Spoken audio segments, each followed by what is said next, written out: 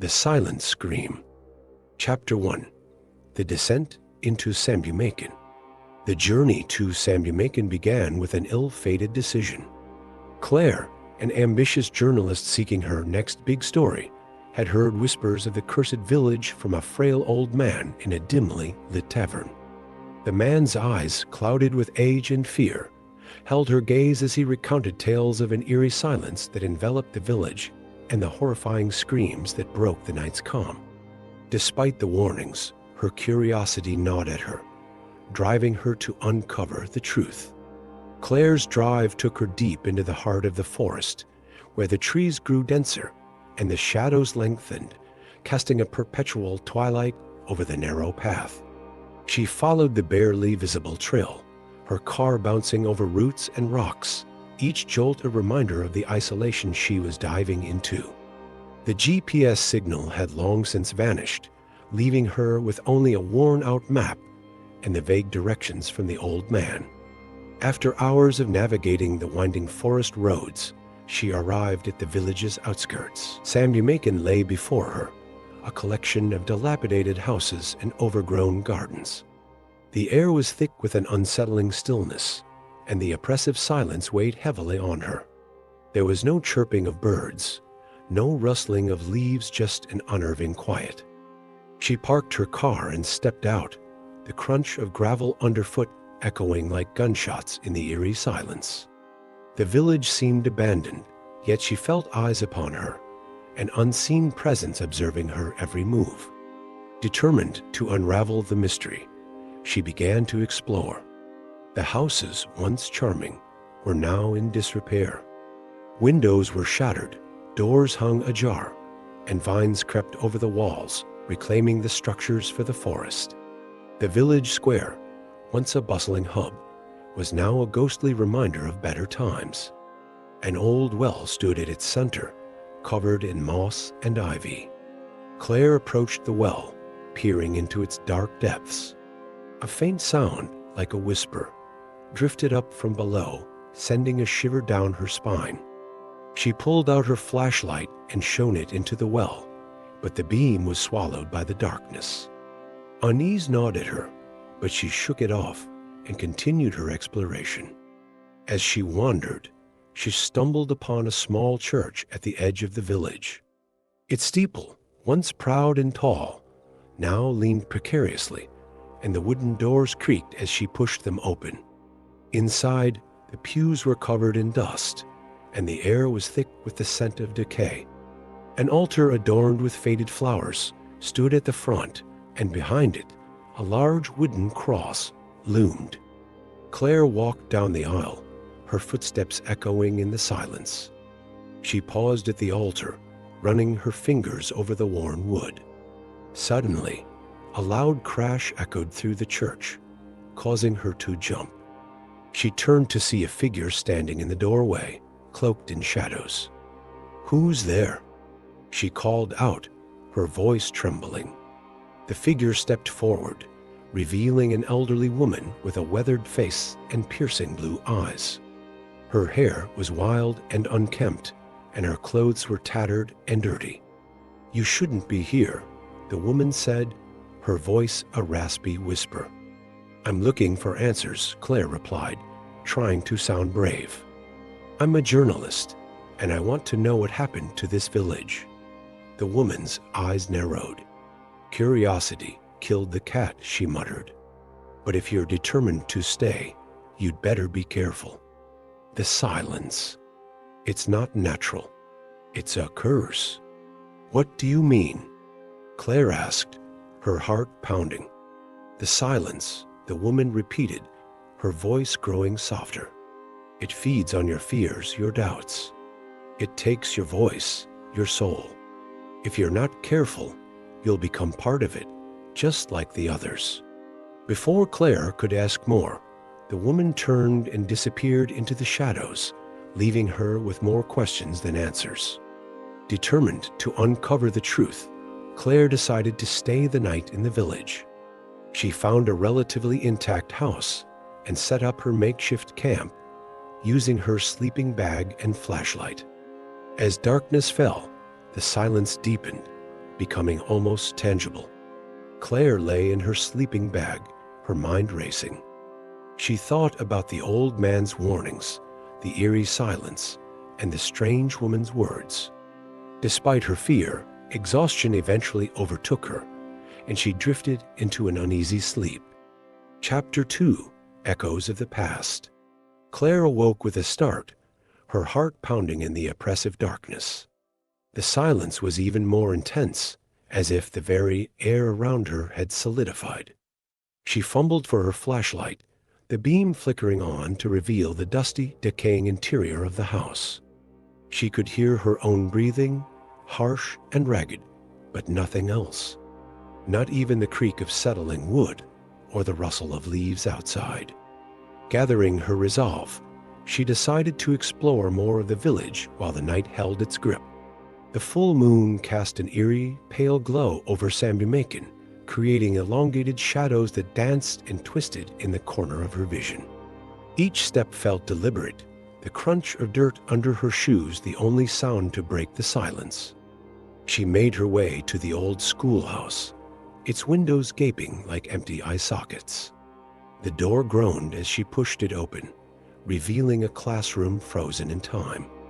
Desks were overturned, papers scattered, and a thick layer of dust covered everything. The blackboard still held faint chalk marks, remnants of a lesson long forgotten. As she moved deeper into the room, Claire's flashlight illuminated a series of crude drawings on the walls. They depicted strange, faceless figures and ominous, swirling shadows. A chill ran down her spine as she realized the drawings seemed to tell a story of a village falling into darkness, consumed by an unending silence. A noise barely perceptible but unmistakable interrupted her thoughts. It was a soft, almost imperceptible whisper, like the rustling of dry leaves. Claire swung her flashlight around, the beam cutting through the darkness. She saw nothing, but the whispering continued, growing louder, more insistent. Following the sound, she found herself drawn to a small closet at the back of the room. The door creaked open, revealing a narrow staircase leading down into the darkness. The whispers grew louder, echoing up from the depths below. Despite the fear gnawing at her, Claire felt compelled to descend. The staircase was narrow and steep, the air growing colder and damper with each step. The whispers seemed to surround her, their voices indistinct, but filled with a sense of urgency. At the bottom of the stairs, she found herself in a small, hidden basement. Shelves lined the walls, filled with old books, jars of strange substances, and curious artifacts. In the center of the room stood a large wooden table covered in ancient texts and maps. Claire approached, her flashlight revealing the intricate details of the documents. They spoke of rituals and curses, of a village trapped in silence, and of a malevolent force that fed on fear and despair. As she read, the whispers grew louder, more frantic. Claire's heart raced as she realized the truth. Sambumakan was not just cursed. It was a prison, its inhabitants trapped by a dark force that thrived on their silence. The whispers were the voices of the lost, desperate to be heard, to break free from their torment. Suddenly, a cold hand gripped her shoulder. She spun around, her flashlight revealing the gaunt face of the old woman she had seen earlier. Her eyes were wild with fear and desperation. "You must leave this place," the woman whispered urgently. "The silence. It's coming for you. You have to break the curse." "How?" Claire asked, her voice trembling. "Find the source," the woman replied. "It's deep within the forest, in the heart of darkness. Destroy it, and you'll set us free." Before Claire could ask more, the woman vanished into the shadows, leaving her alone in the basement. Determined to uncover the truth and break the curse, Claire gathered the ancient texts and maps, tucking them into her bag.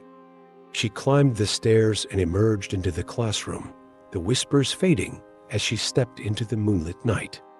With renewed determination, Claire set off towards the forest, guided by the old maps and the faint hope of breaking the curse. The trees loomed like silent sentinels, their branches reaching out like skeletal fingers. The path was treacherous, overgrown with roots and brambles, but she pressed on, driven by the whispers of the lost souls. Chapter 3: The Heart of Darkness. The deeper Claire ventured into the forest, the thicker the silence became. It was an oppressive, smothering blanket that seemed to absorb all sound. Even the rustle of leaves beneath her feet was muted, as if the very forest conspired to maintain the eerie stillness.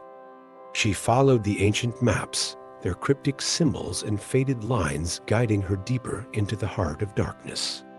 The trees grew taller and more twisted, their gnarled branches forming an almost impenetrable canopy that blocked out the moonlight. Claire's flashlight flickered, casting long shadows that seemed to move and writhe on their own. After hours of navigating the treacherous terrain, she arrived at a clearing.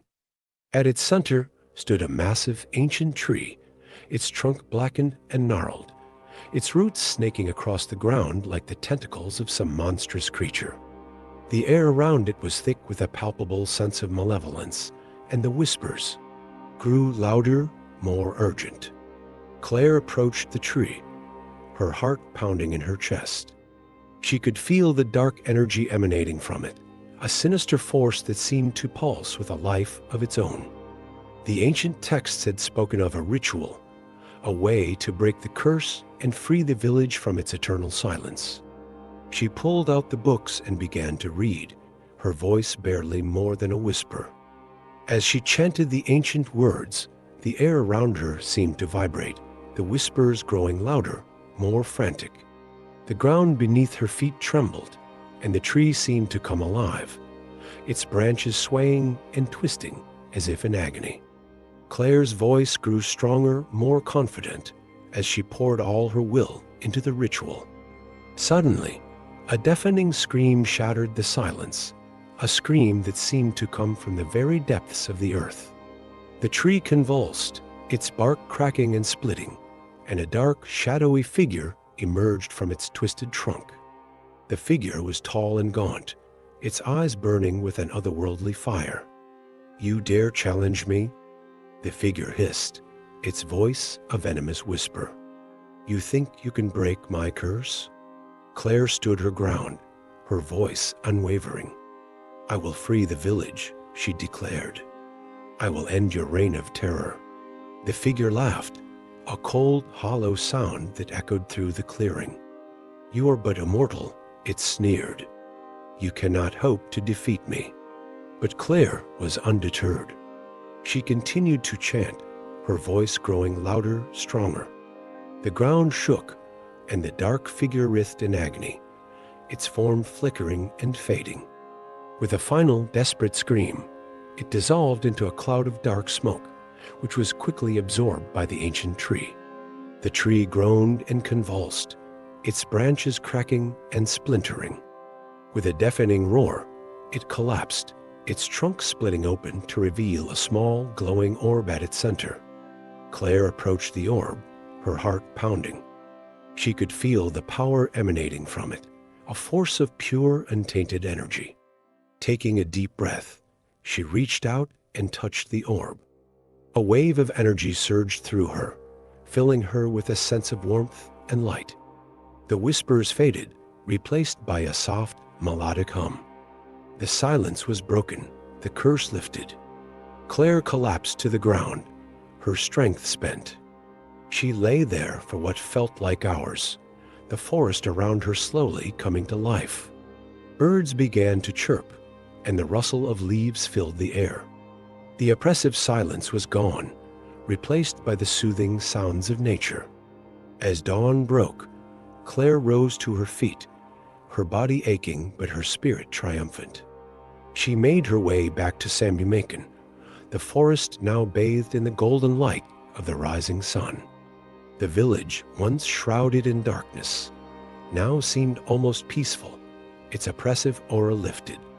The villagers emerged from their homes, their faces filled with a mixture of awe and relief. They approached Claire, their eyes filled with gratitude. The old woman from the church stepped forward, her eyes filled with tears. "You did it," she whispered. "You broke the curse." Claire nodded, exhaustion threatening to overwhelm her. "I couldn't have done it without you," she replied. The villagers gathered around her, their voices filling the air with a joyful cacophony. The silence was broken, and Sambumakan was free at last. Chapter 4. Unraveling the Past. In the days that followed, Claire immersed herself in the history of Sambumakan, determined to document the village's tragic past and its miraculous liberation. The villagers, once haunted by fear and silence, were eager to share their stories, their voices now ringing out in a symphony of resilience and hope. Through their accounts, Claire pieced together the origins of the curse. Centuries ago, Sambumakan had been a thriving community, its people living in harmony with the surrounding forest. However, a dark force had taken root in the ancient tree at the heart of the forest, feeding on the villagers' fears and insecurities. Over time, the malevolent presence grew stronger, casting a pall of silence over the village and trapping its inhabitants in a perpetual state of dread. The village's elders spoke of a powerful sorcerer who had once attempted to vanquish the dark force, but his efforts had been in vain. The curse had only grown stronger, and the village had been abandoned to its fate. Generations passed, and the village became a place of legend, its name whispered in hushed tones by those who dared to remember. Claire's arrival had reignited the villagers' hope. Her determination to uncover the truth and break the curse had given them the strength to believe in a future free from the shadows of their past. As she listened to their stories, Claire felt a deep sense of connection to the village and its people. She knew that her journey to Sambumakan had been more than just a quest for a story. It had been a journey of redemption, both for the village and for herself.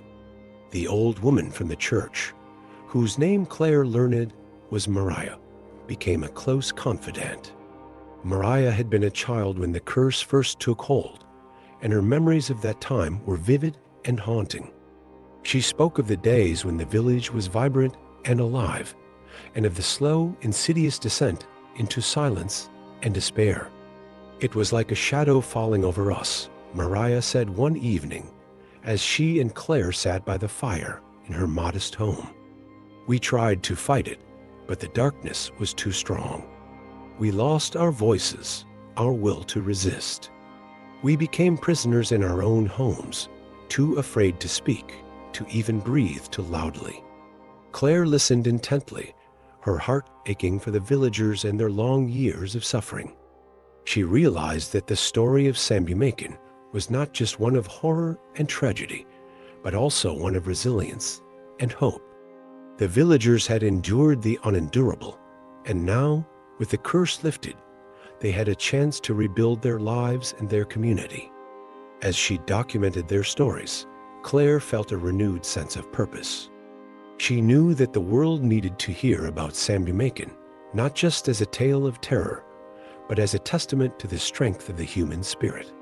She spent her days interviewing the villagers and her nights writing, her words flowing with a newfound passion and clarity. Chapter 5. The Legacy of Sambumakan. With the curse lifted and the village beginning to heal, Claire faced the daunting task of leaving Sambumakan. She had grown deeply attached to the village and its people, but she knew that her story needed to be told, and that her journey was far from over. The morning of her departure was bittersweet. The villagers gathered to see her off, their faces filled with gratitude and sadness. Mariah embraced her tightly, tears in her eyes. "You've given us a second chance," she said. "We'll never forget what you've done for us." Claire smiled, blinking back tears. "I'll never forget you either," she replied. "I'll make sure the world knows your story." As she drove away from the village, the forest seemed less foreboding, the trees no longer looming with menace. The silence that had once oppressed her was now a peaceful stillness, filled with the promise of renewal. She felt a sense of closure, but also a sense of anticipation for the stories yet to be uncovered. Back in the city, Claire threw herself into her work, determined to honor the promise she had made to the villagers. Her article, titled "The Silent Scream: The Curse and Redemption of Sambumakan," was a powerful account of the village's history, the curse that had plagued it, and the resilience of its people. The story garnered widespread attention, and Claire found herself in the spotlight, hailed as a fearless journalist who had uncovered a tale of unimaginable horror and hope. But even as she basked in the success of her work, Claire felt a pull to return to Sambumakan. She knew that her journey with the village was not yet complete, and that there were still stories to be told, still mysteries to be unraveled. Chapter 6: Return to Sambumakan. A year after her first visit, Claire returned to Sambumakan, eager to see how the village had changed and to continue her research. She was greeted with open arms by the villagers, who had made remarkable progress in rebuilding their homes and their lives. The village, once shrouded in darkness and silence, was now a place of light and laughter. Mariah was waiting for her at the village entrance, her eyes twinkling with joy. "Welcome back, Claire," she said, embracing her. "We've been waiting for you." Claire smiled, feeling a warmth spread through her. "It's good to be back," she replied. "I've missed all of you." Over the next few weeks, Claire immersed herself in the life of the village, helping with the reconstruction efforts and continuing to document the villagers' stories. She felt a deep sense of belonging, and her connection to Sambumakan grew stronger with each passing day. One evening, as she and Mariah sat by the fire, Claire asked about the dark force that had once plagued the village. "Do you think it's truly gone?" she asked, her voice filled with curiosity and concern. Mariah nodded, her expression thoughtful. "The darkness was powerful, but so is the light," she said. "As long as we hold on to our hope and our strength, we can keep the darkness at bay. The curse may have been broken, but the lessons we've learned will stay with us forever." Claire felt a sense of peace at Mariah's words. She knew that Sambumakan would always carry the scars of its past, but those scars would serve as a reminder of the village's resilience and its ability to overcome even the darkest of times. As the months passed, Claire's work in Sambumakan continued to flourish. She published a book about the village's history, and her story became a beacon of hope for those who faced their own struggles and fears. She traveled the world, sharing the lessons she had learned from Sambumakan and inspiring others to find their own strength in the face of adversity.